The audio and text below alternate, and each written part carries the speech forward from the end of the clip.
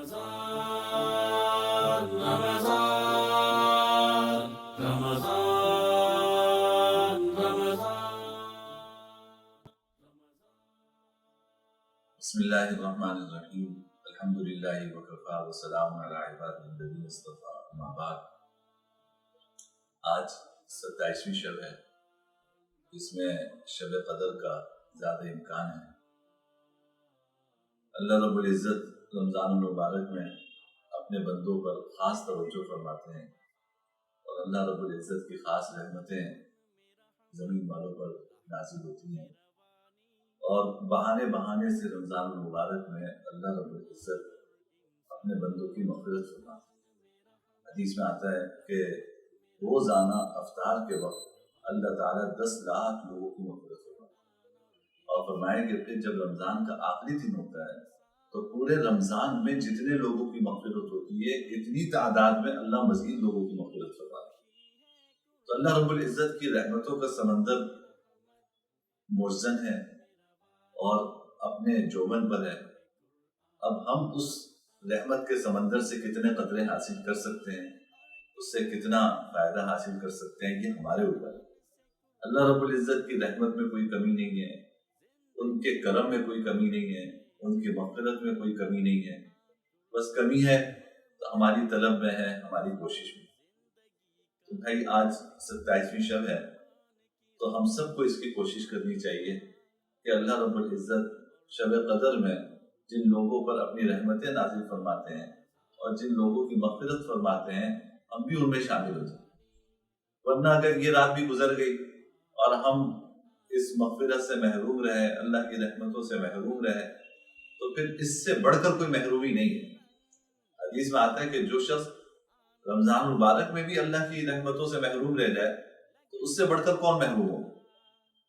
تو اس رات ہمیں کوشش کرنی چاہیے کہ اپنے گناہوں سے اللہ تعالیٰ سے معافی مانگیں، اپنے گناہوں پر ندامت کا اظہار کریں، اور آئندہ کی زندگی اللہ اور اس کے رسول کے احکام کے مطابق گزارنے کا عہد کریں۔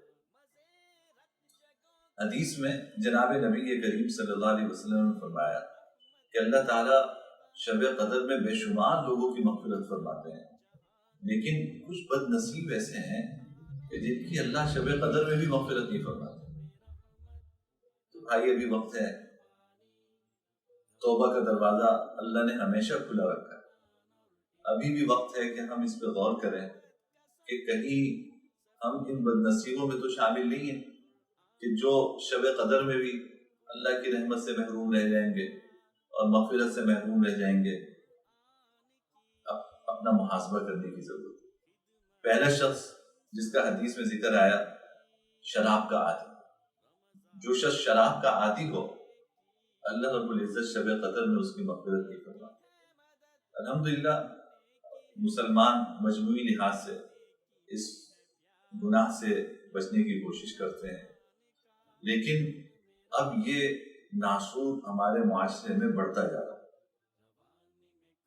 معاشرے کے 2 طبقوں میں یہ ناسور اور یہ گناہ پھیلتا جا رہا ہے۔ ایک سوسائٹی کا اعلیٰ طبقہ اور ایک اس سوسائٹی کا سب سے نچلا طبقہ، یہ اس گناہ میں بہت مبتلا ہے۔ آئے دن معلومات ملتی رہتی ہیں، آپ کو بھی معلوم ہوتا رہتا ہوگا کہ کس طرح یہ شراب نوشی بڑھتی جا رہی ہے، اعلیٰ طبقے میں بھی بڑھتی جا رہی ہے، اور جو معاشرے کا ایسا طبقہ ہے جو پیسہ ہوا ہے وہ بھی اپنا غم بھلانے کے لیے شراب نوشی کر رہا ہے، شراب کو اپنے آپ کو عادی بنا رہا ہے، نشہ آور چیزوں کا اپنے آپ کو عادی بنایا ہوا ہے۔ تو اس گناہ سے بچنے کی فکر کرنی ہے۔ اگر کوئی شخص شراب کا عادی ہو تو شب قدر میں بھی اس کی مغفرت نہیں ہوتی۔ دوسرا شخص جس کا ذکر جناب نبی کریم صلی اللہ علیہ وسلم نے فرمایا، وہ والدین کا نافرمان۔ اللہ نے جن کو والدین کی نعمت عطا فرمائی ہے، تو بھائی اس سے بڑی نعمت کوئی نہیں ہو سکتی۔ اللہ نے ان کے قدموں میں جنت رکھی ہے، اور اللہ نے اپنی رضامندی والدین کی رضامندی میں رکھی ہے۔ کسی کے ماں باپ اس سے خوش ہیں، اللہ اس سے خوش ہے۔ اگر کسی کے ماں باپ اس سے ناراض ہیں، اللہ اس سے ناراض ہے۔ تو ہمیں یہ سوچنا ہے کہ ہمارے والدین ہم سے خوش ہیں یا نہیں. جن کے والدین حیات ہیں تو وہ بہت بڑی دولت ہے. اگر غلطی ہو بھی گئی، ماں باپ کو کبھی ناراض آپ نے کر بھی لیا، تو ابھی جائیں ماں کے قدموں میں بیٹھ جائیں، اس کا قدم اس کے پاؤں پکڑ لیں، تو اللہ نے ماں کے دل میں ویسے ہی رحم رکھا ہے، تو وہ لمحوں میں آپ کو معاف کر دے گی. والد بے اکرامی ہو گئی، بے احترامی ہو گئی، تو ان کے قدم پکڑ لیں، ان کے سامنے جا کے معافی مانگ لیں. تو اگر وہ آپ کو معاف کر دیتے ہیں تو اللہ وہ راضی ہو گیا، اللہ بھی راضی ہو گیا، اور اس شب قدر کی مغفرت سے آپ محروم نہیں ہوں گے. اور جن کے والدین دنیا سے چلے گئے ان کے لیے بھی مایوسی کا راستہ نہیں، ان کے لیے آپ دعا کیجیے. حدیث میں آتا ہے کہ سب سے بہتر تحفہ جانے والے کے لیے کہ آپ اس کے لیے استغفار کیجیے، یا اللہ میرے والد کی مغفرت فرما دے، میری والدہ کی مغفرت فرما دے، ان پہ رحم فرما دے، یا اللہ انہیں معاف فرما دے. تو اپنے والدین کے لیے آپ کی دعا کیجیے، ان کے لیے ایصال ثواب کا اہتمام کریں، ان کی طرف سے صدقہ کریں، قرآن کریم پڑھ کے اس کا ثواب والدین کو پہنچائیں. تو اگر حدیث میں آتا ہے کہ ایک شخص والدین کا نافرمان ہوتا ہے لیکن وہ ان کے جانے کے بعد ان کے لیے اتنا صدقہ خیرات اور دعا کرتا ہے کہ اللہ رب العزت اسے والدین کے فرما برداروں میں لکھ دیتا ہے. تو جن کے والدین حیات ہیں ان کے پاس تو نعمت عظمیٰ ہے، بہت بڑی نعمت ان کو حاصل ہے، وہ اپنے والدین کی قدر کریں. اور جن کے والدین دنیا سے چلے گئے تو وہ اپنے والدین کے لیے دعا کا اہتمام کریں، ایصال ثواب کا اہتمام کریں، صدقہ خیرات کا اہتمام کریں. اللہ رب العزت اگر ان کی خدمت میں کوئی کمی کوتاہی رہ بھی گئی ہوگی، اللہ رب العزت اس کوتاہی کو دور فرما کر والدین کے فرما برداروں میں شامل کرے. لیکن اگر ہم نے یہ کام نہیں کیا اور ہمارے والدین ہم سے ناراض رہے اور ہم ان کے نافرمان رہے، تو جو والدین کا نافرمان ہوتا ہے وہ اتنا محروم ہے کہ شب قدر میں بھی اللہ کی رحمت سے اور مغفرت سے محروم رہتا ہے.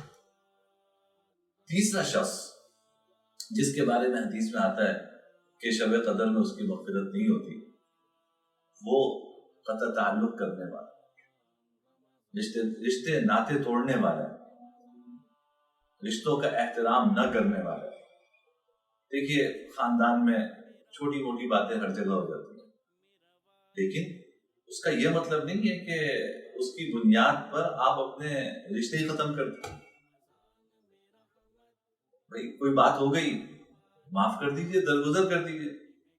عام طور پہ کبھی ماموں سے بات ہو گئی، کبھی ماموزاد بھائیوں سے بات ہو گئی، چچا سے بات ہو گئی، چچا زاد بھائیوں سے کوئی ایسی بات ہو گئی، تو اس کا یہ مطلب نہیں کہ اس کو سینے میں دل میں لے کے بیٹھ جائیں اور رشتہ داریاں ختم کر دیں، نہ ان کی خوشی میں شریک ہو رہے ہیں، نہ ان کی غمی میں شریک ہو رہے ہیں. اس طرح تعلق ختم کر کے آپ بیٹھ گئے تو یہ بہت بڑا گناہ ہے. اور جو شخص رشتہ داروں کے حقوق ادا نہیں کرتا، ان کی خیر خبر نہیں رکھتا، ان کی غمی خوشی میں ان کے ساتھ شریک نہیں ہوتا، ان کی رشتہ داریوں کا حق ادا نہیں کرتا، اللہ رب العزت اس کی مغفرت نہیں فرماتا. حدیث میں آتا ہے جناب نبی کریم صلی اللہ علیہ وسلم نے فرمایا کہ یہ رشتہ داری پلے صراط کے پاس کھڑی ہوگی، اللہ اس کو کوئی شکل عطا فرمائیں گے، پلے صراط کے پاس کھڑی ہوگی. اور جس شخص نے رشتہ داریوں کی قدر نہیں کی اور قطع تعلق سے کام لیا، یہ اللہ رب العزت سے اجازت لے گی کہ یا اللہ مجھے اجازت دیں میں اس کو پلے صراط سے کھینچ کر جہنم میں گراؤں. اور یہ پلے صراط سے کھینچ کر قطع تعلق کرنے والوں کو جہنم میں گرا دیجیے. اللہ تعالی ہم سب کی حفاظت فرمائے. چوتھا شخص جس کے بارے میں حدیث میں آتا ہے کہ شب قدر میں اس کی مغفرت نہیں ہوتی، یہ وہ شخص ہے جو کسی شخص کے بارے میں اپنے دل میں کینہ رکھے، بغض رکھے. یعنی کینہ اور بغض کا مطلب یہ ہے کہ دل میں یہ ابال ہے کہ بھئی اس کو یہ نعمتیں کیوں مل رہی ہیں، اس کو کوئی تکلیف کیوں نہیں پہنچ رہی، مجھے کب موقع ملے کہ میں اس کو تکلیف پہنچاؤں، اس کو اذیت پہنچاؤں. اور اس کو کوئی تکلیف پہنچے تو آپ کو خوشی ہو. کسی شخص کے بارے میں اپنے دل میں کینہ رکھنا یہ بہت بڑے گناہ کی بات ہے. اور اس طرح کے کینہ پرور کی بھی شب قدر میں مغفرت ہے. اللہ نے یہ دل ان کاموں کے لیے نہیں بنایا. اللہ نے یہ جو دل بنایا ہے یہ اپنی تجلی کے لیے بنایا ہے.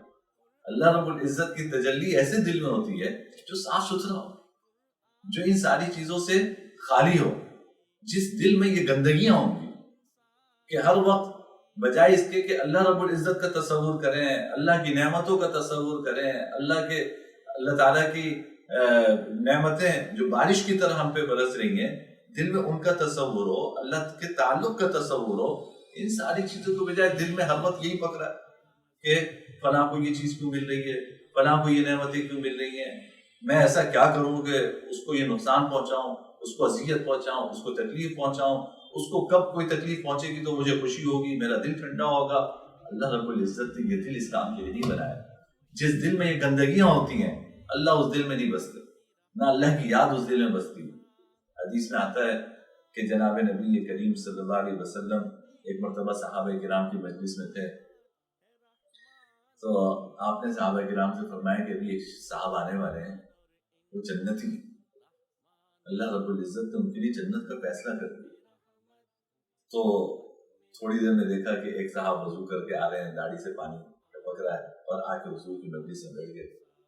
انہوں نے دیکھا ایک صحابی ہیں, لیکن انصاری صحابی ہیں, لیکن کوئی معروف صحابی نہیں تھے. یہی حیرت ہوئی.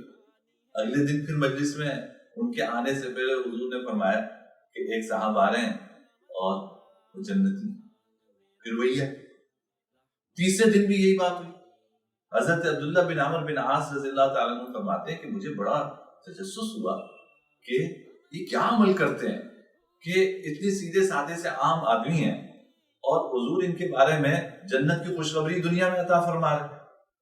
فرمایا کہ جب وہ گھر کو چلے تو میں بھی پیچھے پیچھے میں بھی چلا ان کے پیچھے, اور ان کے گھر کے دروازے پہ پہنچ کے میں نے ان سے کہا, کوئی بہانہ بنایا, میں نے کہا کہ جی میں اپنے گھر کچھ انبن ہے تو میں اپنے گھر نہیں جا سکتا, آپ مجھے اجازت دیں تو میں 2-3 دن آپ کے یہاں ٹھہر جاؤں. تو انہوں نے کہا کہ سر آپ ہو گئے تم ہمارے یہاں ٹھہر جاؤ. کہتے میں ان کے یہاں رہا, اب دیکھوں تو کوئی خاص عمل نہیں, فرائض کی ادائیگی کا اہتمام کر رہے ہیں اور گناہوں سے بچ رہے ہیں, لیکن کوئی ایسا خاص عمل مجھے نظر نہیں آیا کہ جس کی وجہ سے میں یہ سمجھ سکوں کہ حضور نے ان کو جنت کی بشارت کیوں دی. فرمایا کہ 3 دن جب گزرے تو میرا صبر کا پیمانہ لبریز ہو گیا. میں نے ان سے کہا کہ جی دیکھیں بات یہ ہے, آپ حضور کی مجلس میں 3 دن تشریف لائے, تینوں دن آپ کے آنے سے پہلے حضور نے یہ بات ارشاد فرمائی, لیکن میں آپ کے ساتھ رہا, مجھے کوئی ایسا خاص عمل نظر نہیں آیا کہ جس کی وجہ سے میں یہ سمجھ سکوں کہ آپ کو یہ جنت کی بشارت کیوں دی گئی.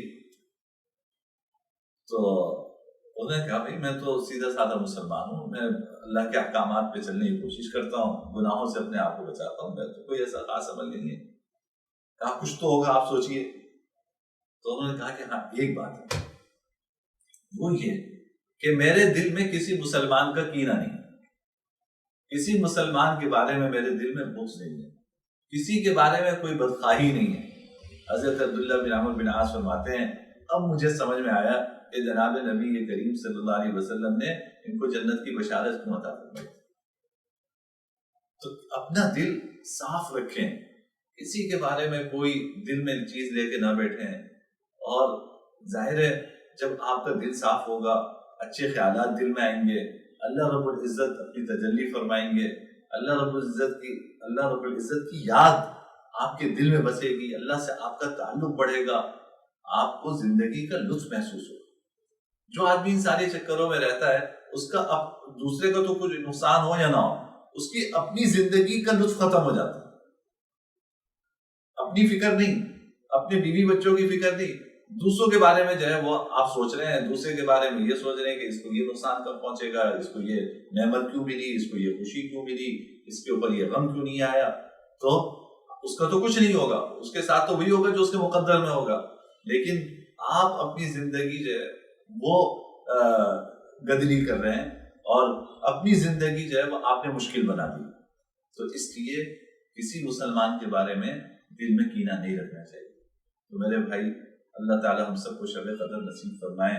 ہم آج شب قدر شروع ہونے سے پہلے اپنا جائزہ لیں کہ کہیں کوئی شراب کا عادی تو نہیں ہے، فوراً اللہ سے توبہ کرے، کہیں والدین کی نافرمانی میں کہ گناہ میں تو مبتلا نہیں ہے، اگر ہے اللہ سے توبہ کریں، والدین سے معافی مانگیں، ان کے پاؤں پڑ جائیں، وہ تو بڑے شفیق ہوتے ہیں، رحیم ہوتے ہیں، آپ ایک مرتبہ معافی مانگیں گے، وہ 70 مرتبہ آپ کو اپنے سینے سے لگائیں گے۔ تو اپنے والدین کی یہ غور کریں کہ والدین کی نافرمانی کے گناہ میں تو مبتلا نہیں ہے، جن کے والدین دنیا سے چلے گئے وہ ان کے لیے اثار ثواب کا اہتمام کریں، اور تیسرے یہ کہ رشتہ داروں سے قطع تعلق تو نہیں کیا ہوا، اگر کوئی بات ہوئی ہے تو آج کل تو اللہ نے فون کی سہولت دی ہے، ابھی آپ فون نکالیے اور بات کیجیے کہ بھائی مجھ سے غلطی ہو گئی، میں تمہارا اتنے دنوں سے تم سے تعلق نہیں رکھا، مجھے معاف کر دو، آئندہ جو ہے انشاءاللہ میں تمہارے حقوق کی ادائیگی کی کوشش کروں گا، اور اگر میری ذات سے تمہیں تکلیف پہنچی ہے تو وہ مجھے معاف کر دو، میں نے بھی تمہیں معاف کر دیا، کوئی تحفہ بھجوا دیجیے دل تاکہ دل صاف ہو جائیں۔ تو کتنی دیر لگتی ہے ان سارے کاموں میں؟ ایک فون کرنے کی دیر ہے، ساری چیزیں ختم ہو جائیں گی، اور اس میں یہ نہیں سوچیے کہ ناک کٹ جائے گی۔ میرے بھائی اگر اللہ رب العزت کی رحمت مل جائے، اللہ کی طرف سے مغفرت مل جائے، جنت کا فیصلہ ہو جائے، تو یہ ناک کٹنا اس کے سامنے کیا ہے؟ ایسی 100 ناکیں کٹیں جس ناک کٹنے پر اللہ رب العزت اپنی رضامندی نصیب فرما دے، اللہ رب العزت جنت کی نعمت عطا فرما دے، اس کے سامنے یہ تھوڑی سی اگر آپ نے اپنے آپ کو نیچا کر بھی لیا تو اللہ کے ہاں آپ نیچے نہیں ہوئے، اللہ کے ہاں اس پہل کرنے پر آپ کا مرتبہ اور بڑھا۔ اسی طرح اس پر بھی غور کیجئے کہ کسی کے بارے میں دل میں کینہ تو نہیں ہے، اگر ہے تو اپنا دل صاف کیجئے اور زبردستی اس کے لیے دعا کیجئے۔ دل تو یہ چاہ رہا ہے نا کہ اس کو نقصان ہو، آپ ہاتھ اٹھا کے اس کے لیے دعا کیجئے کہ اللہ اس کو ہر نعمت عطا فرما، ہر خوشی عطا فرما، یا اللہ میرے دل کو صاف فرما دے۔